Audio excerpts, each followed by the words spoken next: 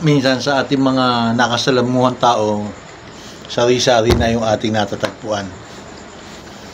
Meron talaga ikaw makikita na talaga na feeling entitled, na talagang ang pakiramdam niya sa sarili niya ay siya na yung pinakamaganda, siya na yung may pera, siya na yung gwapo, at ikaw mababang uri yung pagkatao mo.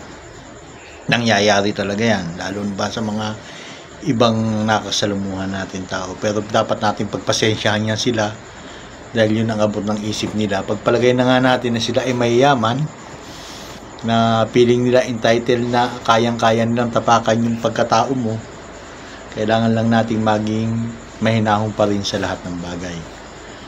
Napakadami nangyayari na ganyan dito sa social media. Napakarami mong makikita na talaga namang kung mambastos ng kapwa niya tao ay talagang hindi mo mawari kung bakit nila nagagawa yon.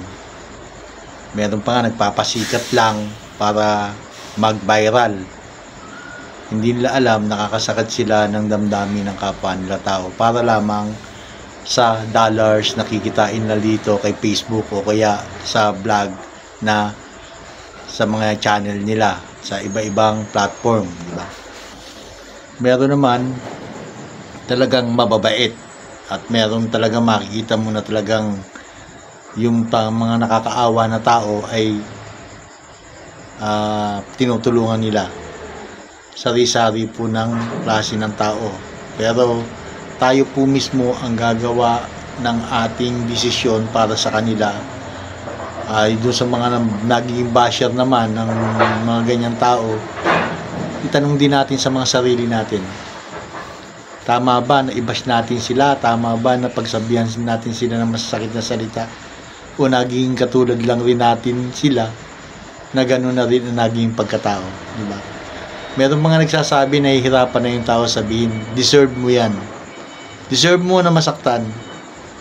Sino ba naman nga naman ang hindi manggigigil kung nakikita mo yung taong binabash mo ay talaga namang inapi yung tao na pinaglaruan niya sa social media, di ba? Talagang may iinis ka rin. Pero bilang tao, kailangan nating ibigay sa kanila yung nararapat sa kanila na paggalang pa rin. Kung gusto mong igalang ka rin nila, sabihin, hindi naman gumagalang yung mga yan, paano natin sila igagalang?